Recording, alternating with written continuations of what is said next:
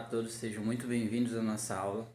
Na aula de hoje nós vamos fazer a nossa revisão, continuando a relembrar alguns conteúdos que vão ser importantes para a avaliação de vocês, para as atividades de vocês, para as questões que vocês vão observar nessa semana de provas que se aproxima, ok? Antes de mais nada, eu peço a vocês, alunos que estão online, que vocês verifiquem, né, as atividades que nós já passamos ao longo desse bimestre, que atualizem essas atividades e sigam as instruções no final do vídeo que eu passo para vocês em relação às atividades do caderno, ok? No mais é isso, eu espero que vocês gostem do vídeo, que vocês tirem dúvidas se for necessário, eu vou estar à disposição para ajudar vocês, ok?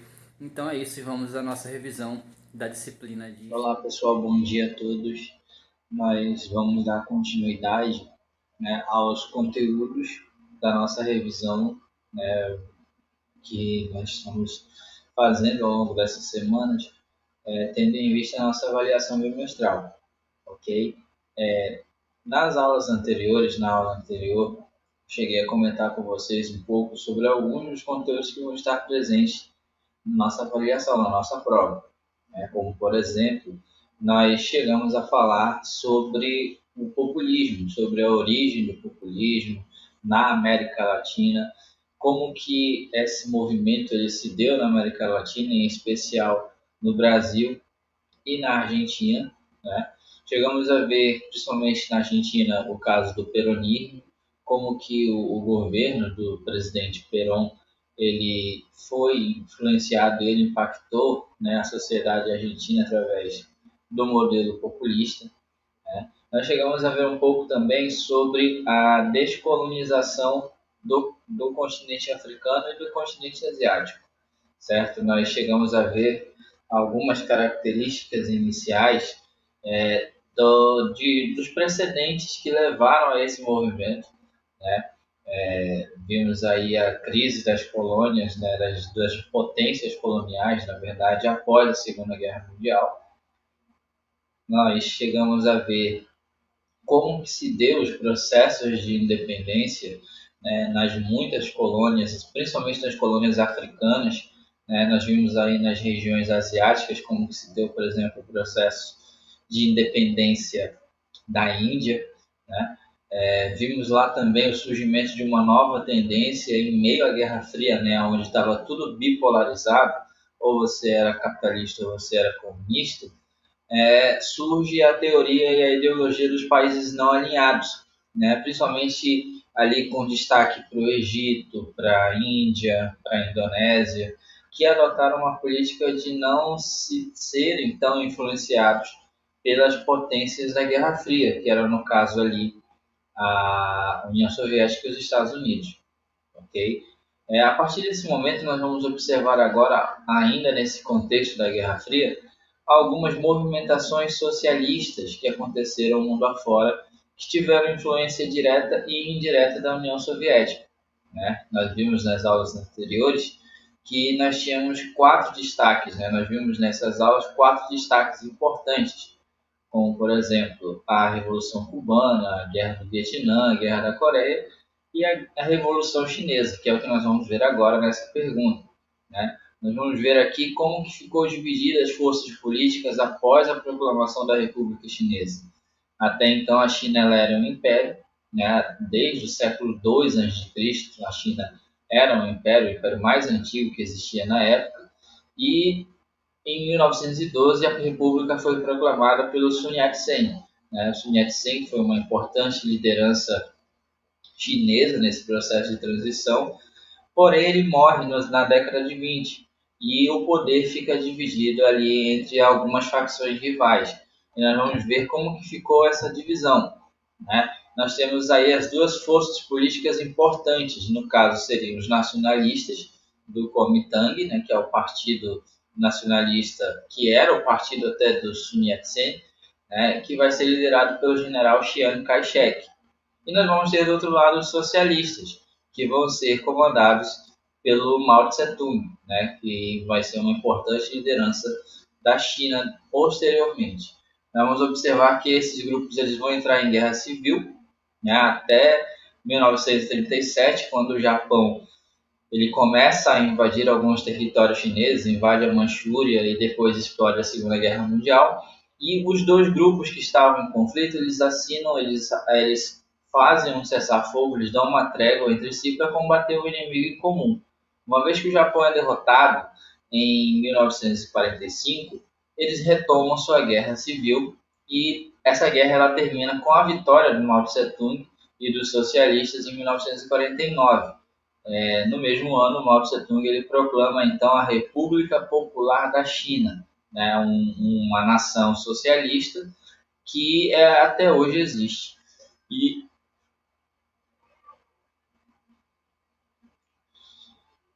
E o Chiang Kai-shek ele foge para a ilha de Formosa, né, também conhecida como a ilha de Taiwan, e lá ele proclama uma república nacionalista, que é a República da China. Né? Até hoje existe esse conflito, né, de interesses entre a ilha de Taiwan e a China continental. A China continental vê Taiwan como uma província rebelde e Taiwan busca sua independência e reconhecimento dela entre outros países mundo afora. Ok? Basicamente, agora vamos falar ainda nesse período da China, né, a Revolução Chinesa, agora já estruturado o processo socialista, nós vamos ver um pouco sobre o que se trata a Revolução Cultural, que foi um momento importante na China socialista, na China comunista e no governo do Mao Tse-tung, né, que foi o primeiro líder chinês na República Popular da China. Do que se tratou a Revolução Cultural?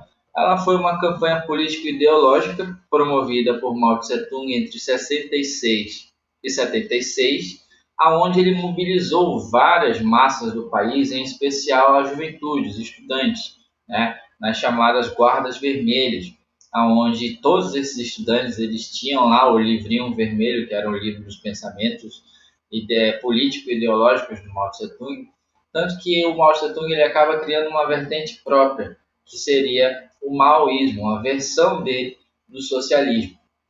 E segundo ele, era necessário para que a China de fato progredisse e avançasse como uma nação forte no socialismo, era necessário ela fazer uma varredura, vamos dizer assim, uma varredura sobre tudo aquilo que poderia ser um objeto de atraso para o desenvolvimento do socialismo chinês. Né? Todos aqueles costumes, pessoas, hábitos que poderiam ser considerados atraso no processo de transformação deveriam ser perseguidos e eliminados. E a Guarda Vermelha ela é a responsável, ela se torna responsável por fazer esse processo de limpeza. Né? Diante disso, várias pessoas foram perseguidas, várias pessoas foram presas, até mortas, né? Alguns hábitos, alguns costumes, por exemplo, até mesmo costumes ligados ao budismo, que é muito forte e influenciado na China, acabaram por ser suprimidos. Né? Ela causou vários estragos significativos sobre a cultura chinesa. Né? Essa movimentação política e ideológica feita por Mao Tse-tung. Tanto que após a morte dele e após o novo líder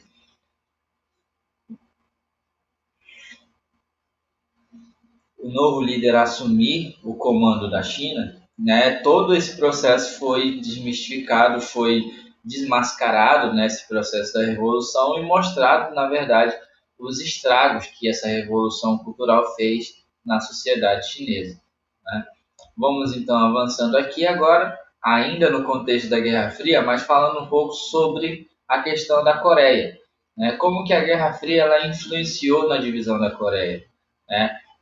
Aqui nós vamos ver o caso da Coreia e do Vietnã como casos explícitos de influência direta das potências na Guerra Fria.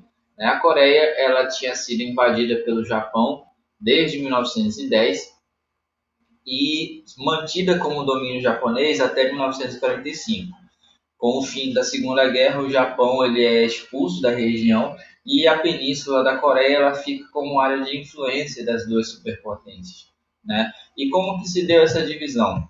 Eles utilizaram o paralelo 38, né? Aonde no sul da Coreia, da península, né, ficaria a influência americana, enquanto que no norte ficaria a influência da União Soviética. Eles tinham que ficar até um determinado período e acabaram fazendo isso. A partir de 1953, se eu não me engano, as duas potências deixam os territórios sob as lideranças locais, porém isso acaba implodindo numa guerra civil, e aí novamente nós vamos ter a participação de União Soviética e Estados Unidos de forma indireta, fornecendo armamentos, fornecendo tecnologia, estratégias militares para os dois lados. Né? A guerra da Coreia ela termina também na década de 50, porém ela não termina com um acordo de paz, ela termina com um armistício, um cessar-fogo. É o cessar-fogo mais duradouro que se tem notícia, porque ainda hoje, 2021, esse armistício ainda vale, principalmente ali respeitando a região da zona militarizada, desmilitarizada, que fica ali à fronteira das duas Coreias, né, como um marco para que não haja, vamos dizer, uma animosidade nesse sentido, ok? Vamos aqui avançando ainda nessa situação voltada para a Guerra Fria, nós vamos ver que várias teorias começam a surgir, várias ideologias e filosofias começam a surgir sobre a Guerra Fria. Né? Nós vimos lá depois a doutrina Truman, vimos lá a ideologia da cortina de ferro, entre outros fatores. E dentre essas teorias que vão surgindo, surge a teoria dos dominós. Né? Do que se trata, né, a teoria dos dominós? A teoria dos dominós ela foi uma doutrina de política externa americana durante a Guerra Fria, que versava da seguinte maneira: se um país ele caísse, né, para o comunismo, os outros países iriam cair seguidamente. É tipo um efeito dominó. Você derruba uma peça de dominó, se acertar outra vai cair e assim sucessivamente. Né? Aonde que começou essa questão da teoria dos dominós? Principalmente ali na região da Ásia. Né? Primeiramente, a China se tornou comunista. Depois ele veio a Coreia do Norte. Né? Para que outras nações ali da Ásia caíssem, para que outras regiões ali da Ásia caíssem, de acordo com a lógica americana, era questão de tempo. Por exemplo, a Tailândia, para a Indonésia e principalmente para o Japão. Né? Isso vai fazer com que os Estados Unidos ele financie basicamente toda a reconstrução japonesa, né?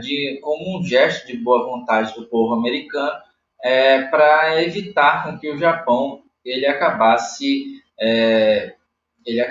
indo para o lado socialista. Né?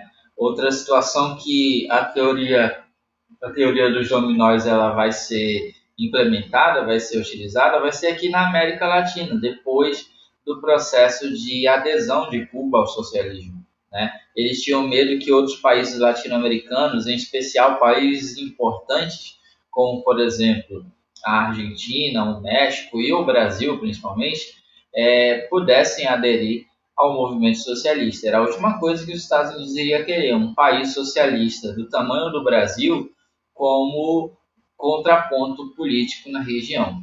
Né? Então, basicamente, é assim que funcionava, é assim que funciona a questão da teoria dos dominós. Okay?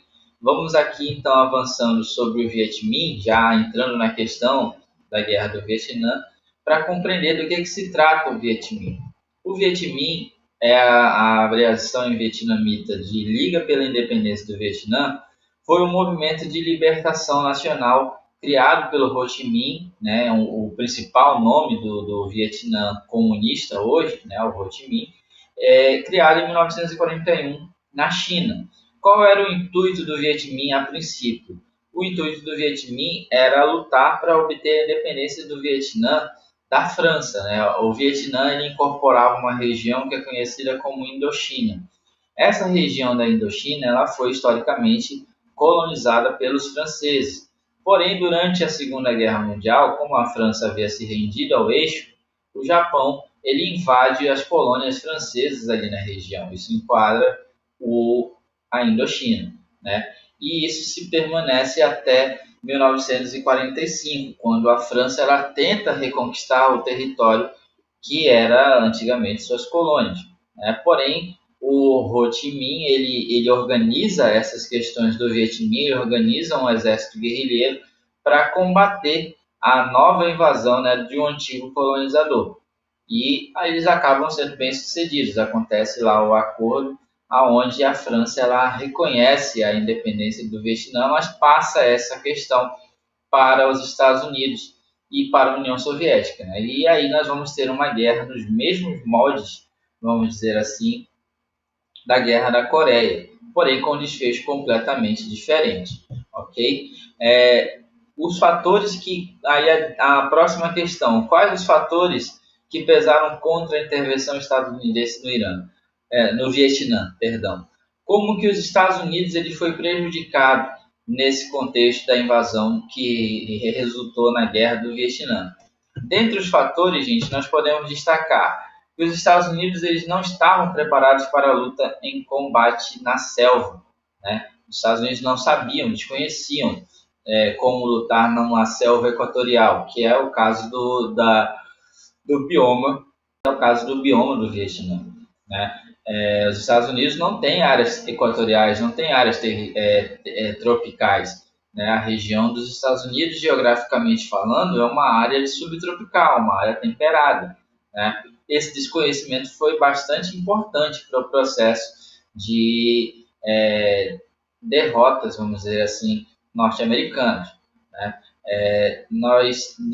Os americanos eles não tinham o apoio da população local e da população local do Vietnã os via como invasores e acabava apoiando os movimentos nacionalistas, né? O Vietcong em especial, né? E ainda além desses fatores tinha a questão interna dos Estados Unidos, que era a pressão da mídia contra o fato de uma guerra estar existindo, sendo que muitos acusavam que era uma guerra que não fazia parte dos Estados Unidos, não dizia respeito aos Estados Unidos, e os Estados Unidos estavam investindo pesado nesse conflito, né? Todos esses fatores pesaram muito contra a opinião do governo. E na década de 70, os Estados Unidos assinam um acordo para a retirada de tropas do Vietnã, ajudando o Vietnã do Sul, né, apenas no ponto de vista logístico. Óbvio que isso não adiantou muito, tempos depois o Norte invade o Sul, reunifica o Vietnã e o coloca como um país socialista, ok?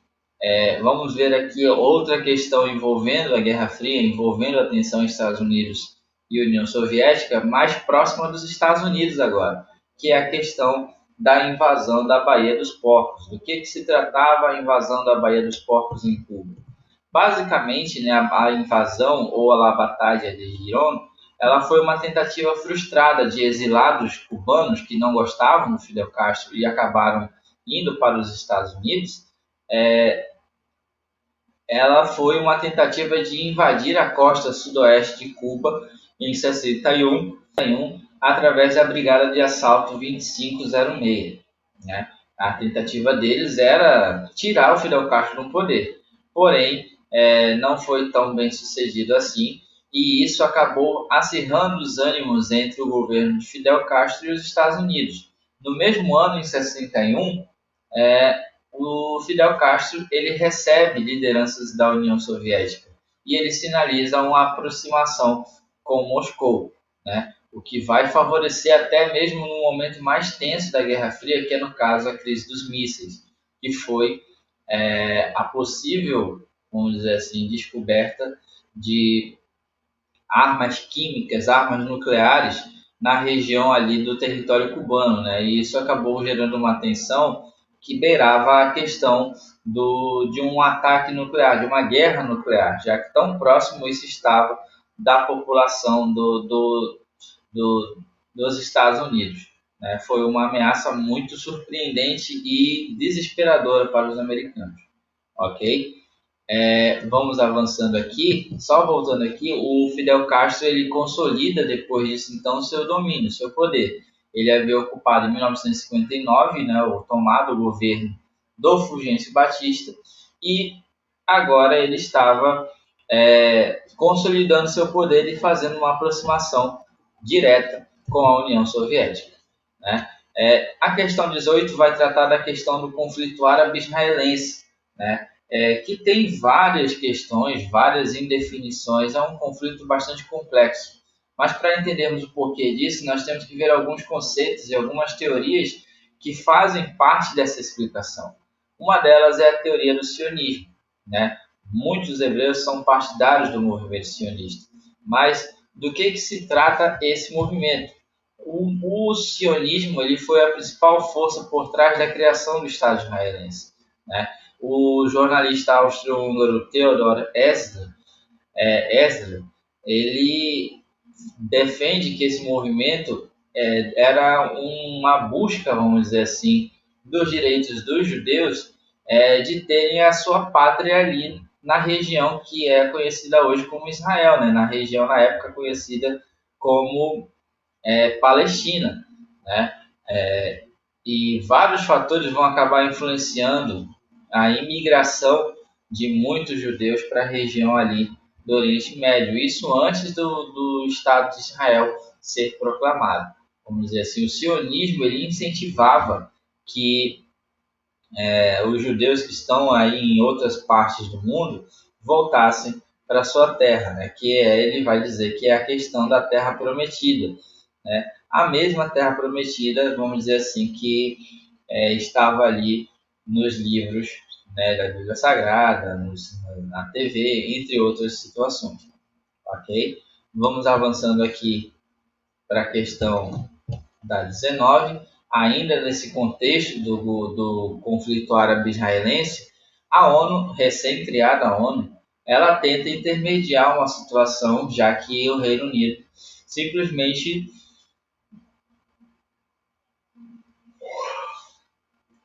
já que o Reino Unido simplesmente abandonou a situação para a ONU, né? A ONU, então, ela faz a seguinte proposta: 55% do terreno fica para os judeus e 45% para os árabes, né? Porém, surgem aí inúmeras contestações.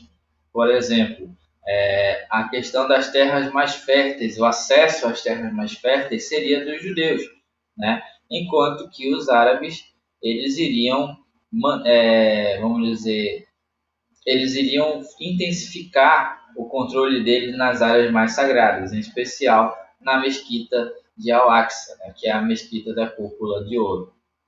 Ok? Nós vamos ver que os judeus eles se favorecem com o surgimento de novas terras e com isso eles acabam diversificando até mesmo a sua, vamos dizer, a sua concentração demográfica ali na região, ok? Esse modo, obviamente, não funciona assim, uma vez que isso serviria para os dois estados, para o Estado judeu e para o Estado palestino, né? E essa divisão meio que desigual, vamos dizer assim, ela vai acabar sendo o estopim para o início dos conflitos entre árabes e israelenses, que vai desde 1948 até aproximadamente os dias de hoje. Ok? Vamos então à nossa última questão, que é sobre um desses conflitos. Ao longo da história, Israel teve o conflito em 1948, teve a questão do Sinai nos anos 50, e agora, e também nos anos 60, nós tivemos a explosão da Guerra dos Seis Dias, né? E em 1973, acontece o episódio que nós estamos observando aqui na atividade, que é a Guerra do Yom Kippur.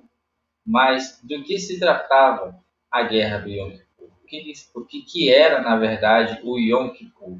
Vamos observar aqui a definição, que a Guerra do Yom Kippur ela teve início após um ataque imediato e súbito dos exércitos de Israel, um ataque súbito, na verdade, aos exércitos de Israel, ataque esse promulgado pela Síria e pelo Egito, né? O nome do conflito leva em consideração o feriado sagrado do Yom Kippur para os judeus, né? Nesse período, nesse dia, em 1973, a Síria e o Egito eles ultrapassam as áreas limites de Israel, né? As áreas limites estabelecidas pelo conflito anterior de 67, né? E obviamente a resposta de Israel ela seria imediata, né, vamos dizer assim. Ou na Guerra dos 6 Dias, o exército egípcio havia sido completamente derrotado pelos israelenses, né? Nessa vez agora eles tentaram usar um pouco mais de estratégia, de não pegar tão prevenido assim, ok? Gente, em relação às atividades, eu peço que vocês façam as atividades, né? O pessoal que está online, façam todas as atividades online e atualizem o livro de atividades e o livro, atualizem o livro de atividades e atualizem o livro didático, ok? No mais é isso, gente.